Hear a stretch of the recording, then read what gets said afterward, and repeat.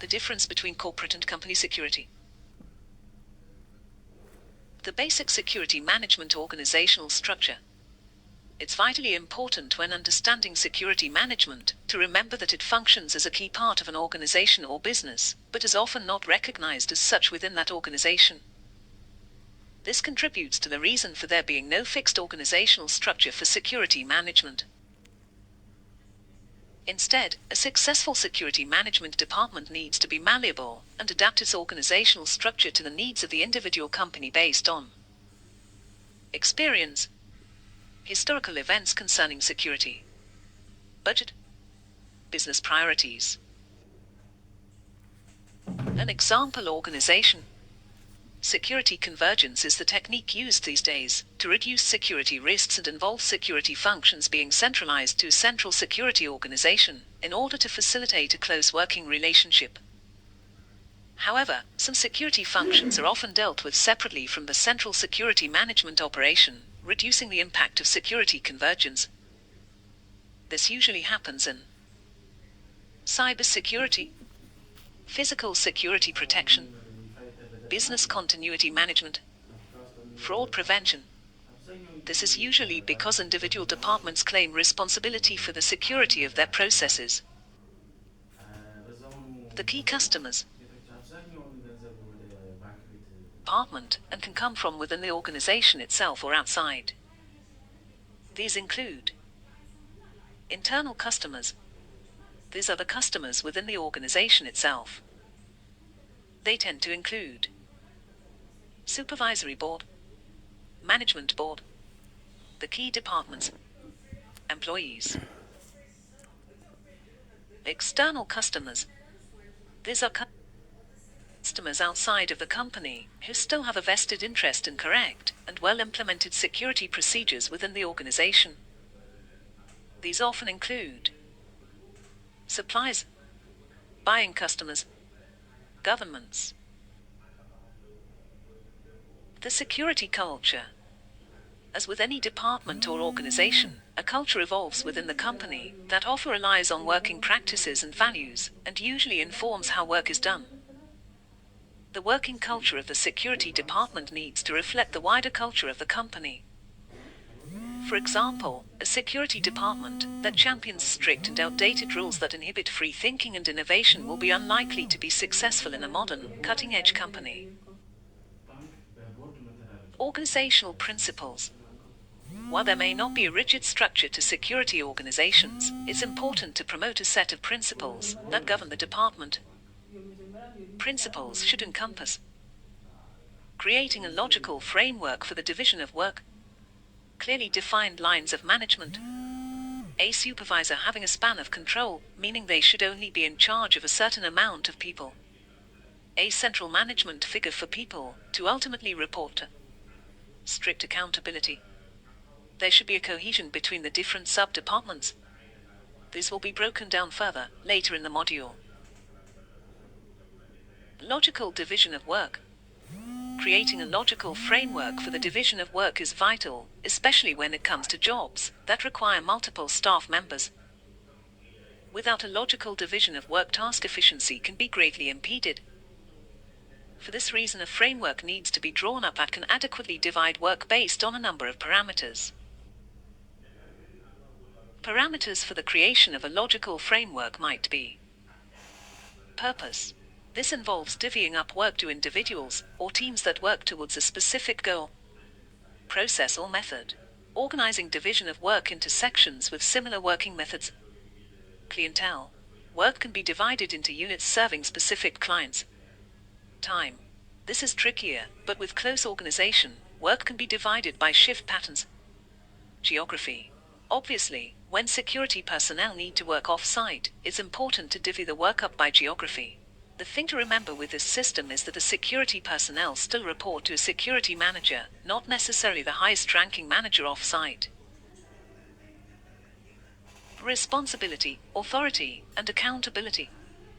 The art of delegation requires a manager to hand not only responsibility to an employee but also authority, with the requisite accountability for the performance of that task. Responsibility. Often failure to delegate can come down to managers not trusting their employees with responsibility, because the manager is ultimately responsible, which is detrimental to overall performance. A manager needs to be able to trust their employees with tasks and allow them to work through them independently. Authority. Once a manager entrusts a task to a subordinate, they need to be able to give them the authority to complete the task effectively. For example, if an employee is tasked with selecting a new member of staff for the team, but is not given the authority to be present in the interview process, they will not be able to effectively complete their task. Accountability. The member of staff delegated a task needs to be accountable for both their newfound authority and a responsibility for the task given to them. If they are not held accountable for the work they are delegated, then they may misuse or abuse their responsibility and authority. Span of control. This should be understood as a pyramid. At the lowest level of an organization, the base, a manager can be responsible for a larger amount of people, maximum 12. Higher up the organization, at the top of the pyramid, a manager should only be in charge of around 5 people. This limit is called the span of control. Span of control allows for managers to work more effectively. A limited number of people working on a task allows work to be done more efficiently. A lot of shoddy work is a result of violating the span of control. Trying to manage too many employees at once can distract managers and be detrimental to efficiency. The modern practice of flattening the pyramid, having fewer supervisors with more responsibilities, endangers the practical principles of span of control. Unity of command. It may seem obvious that an employee should answer solely to one manager or authority, but it's easy, usually by accident, for an employee to slip into a situation where they are getting different instructions from 2 sources above them. This is a violation of the principle of unity of command and can damage working efficiency. Unity of command is often violated by accident due to a lack of communication between supervisors and employees. Non-routine tasks or special events that are not properly planned for and involve a degree of improvisation can lead to violations of unity of command. There should only be one direct supervisor to a team of 2 or more. As Carlo Goldoni points out, one cannot serve 2 masters, and doing so can lead to more inefficient working practices. Coordination to meet organizational goals. All of the principles you have looked at so far are vital to the effective and efficient working practices of the organization. However, these are all susceptible to natural human failings such as jealousy and interpersonal disputes, which can lead to them failing. To combat this, a manager must coordinate effectively, and the best way to do this is through training and communication. Implementing good training programs and maintaining communication should focus on educating employees in organizational objectives, defining the importance of delegated projects, encouraging pride across the company, employee self-esteem, matching employees' personal goals to those of the company. Position of security in the organization. Despite the fact that security and security management are vital parts of an organization, often it is overlooked in that capacity. This is largely because of the widespread nature of the department within an organization. Security personnel are often attached to other departments and are often thought to be part of that department, rather than of an overall security department. The changing role of security. In the modern world, and especially since the events of 9/11, the importance of security management in organizations has increased. It is now a key part of strategy and performance, and it is widely recognized that most companies would not flourish without an internal security network. Security's contribution to profits.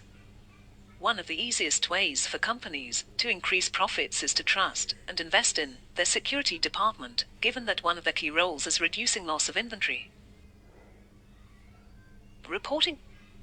The increasing importance of the security team has meant that they have moved higher up the corporate ladder and more often than not report directly to CEOs or other high management. The difference between corporate and company security. While they are often used interchangeably, the word corporate actually refers to an organization that owns several companies or firms. Within this system, corporations tend to employ a chief security officer who liaises with each company's security directors, who are in charge of the security of the individual company. Chief security officers develop the security policies deployed across the companies within the corporation. The security director is responsible for the successful deployment of these policies within the individual company. A chief security officer is responsible for administering professional guidance and advice, encouragement, and constructive criticism to the security directors beneath them. Summary. In this module you've learned that some organizational departments deal with their security separately from the security department, causing a failure of security convergence. A security department's key customers come from inside the company and outside. A security organization should run itself according to a strong set of principles. Logically dividing work by time is tricky, but can be one of the most efficient ways of organizing workload. It's important that employees' personal goals correlate with the company's overall targets.